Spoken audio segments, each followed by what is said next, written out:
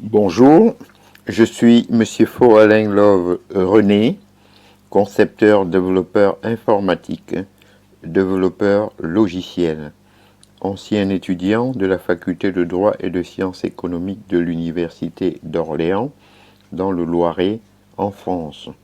Aujourd'hui, dans le cadre du cours d'économie générale, nous allons étudier Milton Friedman, Capitalisme et liberté.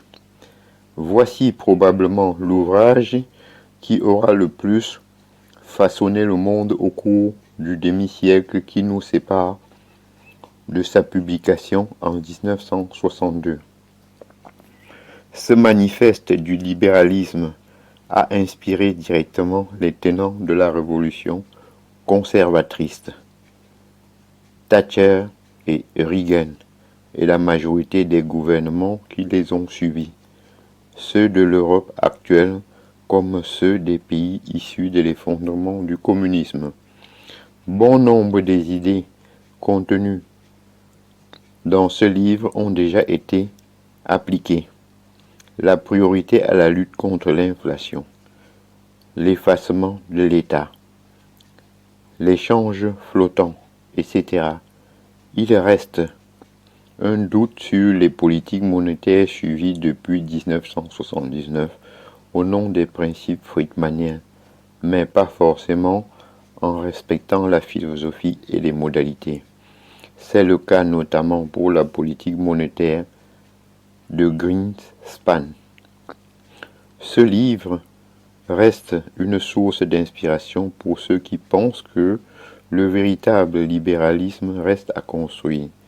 Deux exemples, le flat tax et l'enseignement privé. Le flat tax, taxe plate, est l'idée d'un impôt sur le revenu, proportionnel et non progressif, comme c'est le cas actuellement. L'avantage serait d'avoir une assiette élargie et de ne pas provoquer cette spoliation des hauts revenus qui est la bête noire des libéraux. Ajoutons l'idée, à première vue, bien peu libérale d'un impôt négatif, une subvention sans condition qui serait versée aux plus démunis. Quant à l'enseignement, Friedman préconise que l'État fournisse à chaque famille une allocation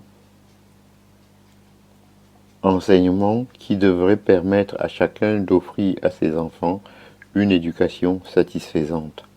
En contrepartie, l'État n'aurait plus à gérer de mammouth, puisque l'enseignement devrait être réservé au secteur privé. Ainsi, j'en ai donc terminé avec Milton Friedman, Capitalisme et liberté. Je vous en remercie.